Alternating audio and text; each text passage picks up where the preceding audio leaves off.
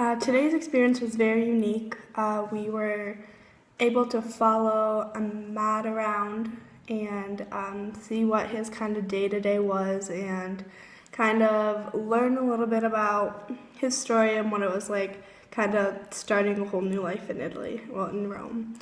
First, he took us to the building where you get your refugee papers. So when you first come into the country, that's where you go.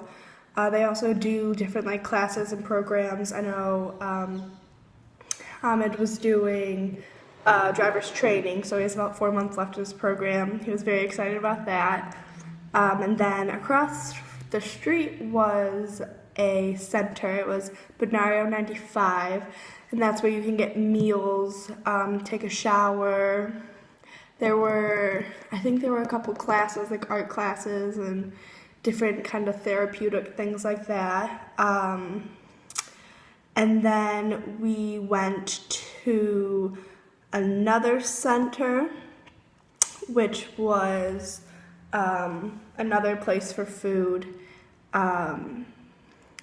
He said that the food generally ranges. You can sometimes get very, very good food, sometimes not.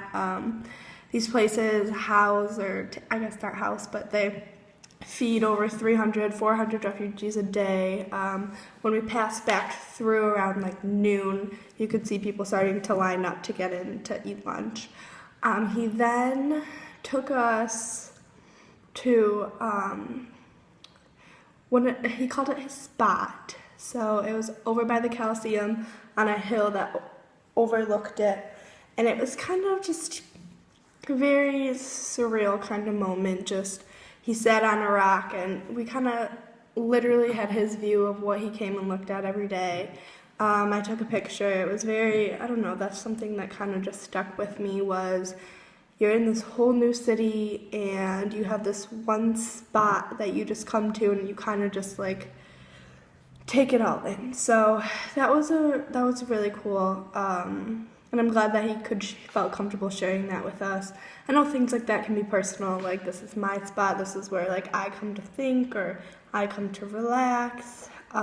He did take us through a lot of the parks, and what stood out most to me was all the cardboard boxes. He explained to us that's obviously what many people sleep on, is the cardboard boxes, either under a tree or a bush, or up close to a building. We went past the tram station, and there was a stack of cardboard as well. So just, I don't know, crazy to think about. You don't really have something that's your own, your own bed, your own area even.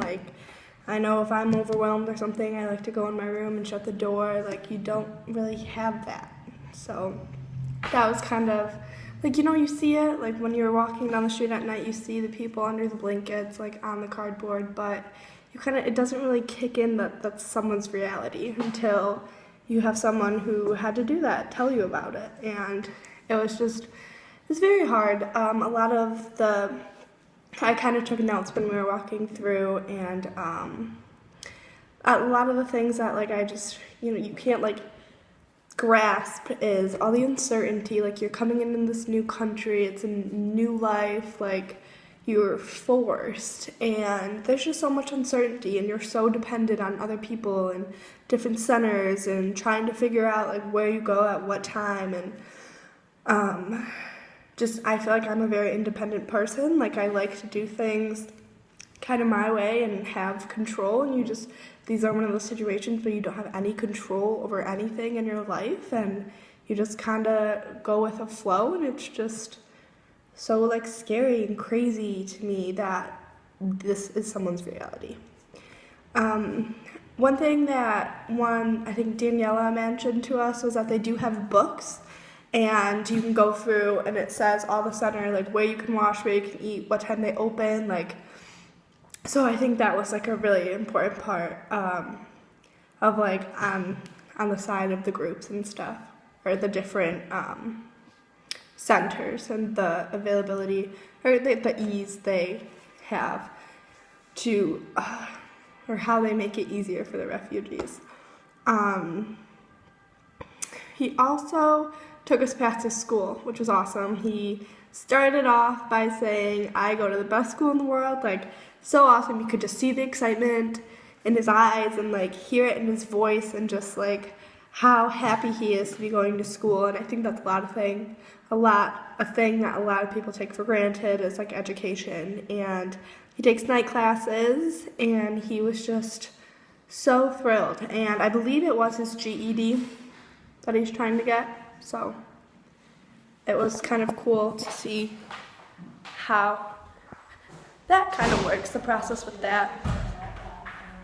And then also he talked about getting, he did his middle school in about a month. So that's kind of cool how that all works, and they have the opportunities for that.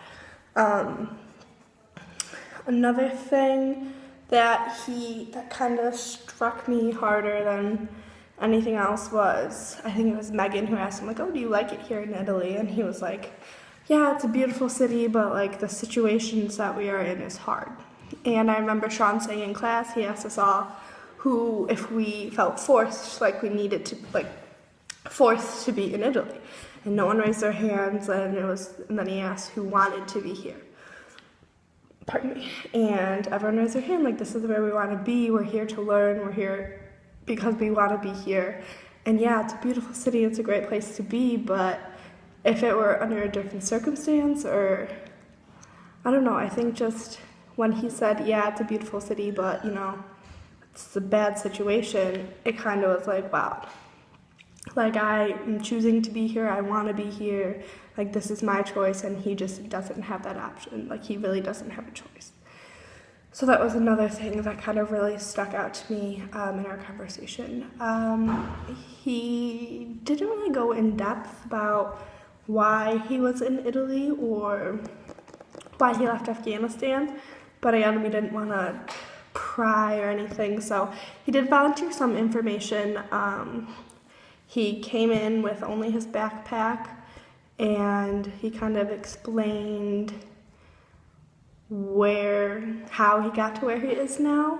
He's been in Italy for 2 years and just now got an apartment, which was something that was kind of crazy to me, just like, again, with the uncertainty and the dependent and the way you have to depend on other people. Like, he spent the first year and a half sleeping at different centers or in parks, and it's just, we always emphasize to keep moving, keep turning, and there's so much truth to it for these guys and the refugees, and you never stop moving because you never have a certain place to call home. You don't know if you're going to have a meal every day. It's just very, very crazy to me, like, that this is someone's life every single day.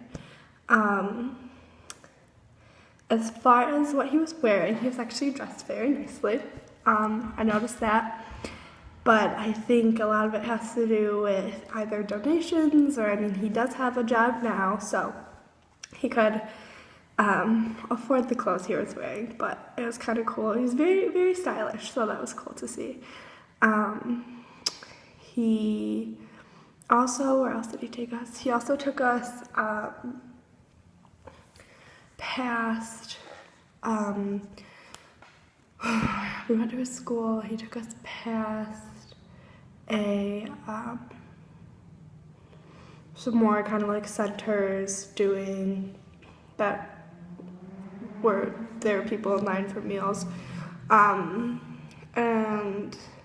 when we came back to the center, he was just, he was very excited to have us, so it was kind of, we felt welcomed to be there. And for my assignment at the center, I'm doing English tutoring, so I'm really excited to see how that goes. Ahmed speaks, I think he